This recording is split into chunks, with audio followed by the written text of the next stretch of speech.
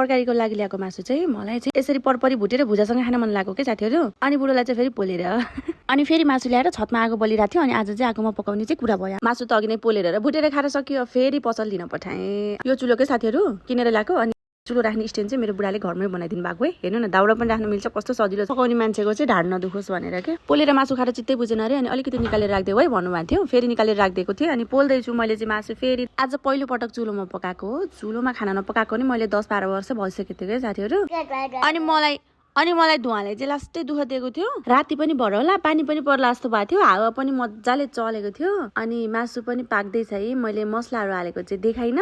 मलाई चाहिँ मासु रातो हुने गरी डामै नबस्ने गरी परपरै नभुटेसम्म मलाई मासुको चाहिँ एकदम धेरै गन्ध लाग्छ कि गनाउँछ। कसैको घरमा चाहिँ मासु नै भुट्दैनन् कि, सेतै हुन्छ। अनि नुन मसलाहरू हालिदिन्छन्, त्यो पनि पाकेको हुन्न, काँचै हुन्छ। अनि झोल हालिदिइहाल्ने है। बरु ढिलो खाने थोरै खाने मिठो खाने भन्नेमा पर्छु म चाहिँ। छोप्दै पकाउँदै गर्दाखेरि यतिको चाहिँ भयो मासु। अनि आज पहिलोचोटि छतमा पकाएको नि त, त्यो पनि चुलोमा।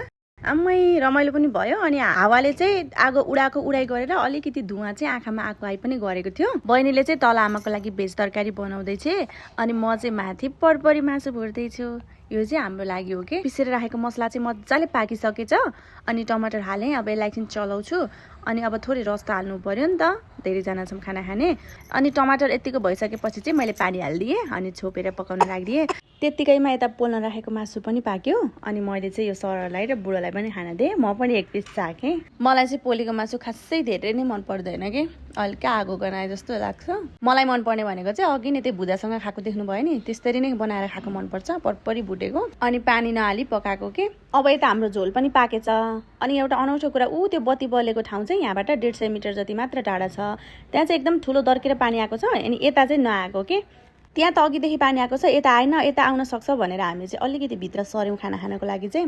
मैले चाहिँ बहिनीको र बाबुको लागि चाहिँ खाना पस्केर दिएँ। बहिनीले चाहिँ तल गएर खान्छु भने तल गएर खाएँ। अनि बाबुले चाहिँ छतमै बसेर खायो। भुजा पोलेको मासुहरू टन्नै खाएको नि त अघि नैदेखि। अनि त्यही भएर भात चाहिँ मैले थोत्तोरै पस्केँ, थोत्तोरै नै राखेँ। झोल चाहिँ यस्तो भयो। मेरो सानो मिनी भ्लग कस्तो लाग्यो कमेन्ट गर्नु होला। By by.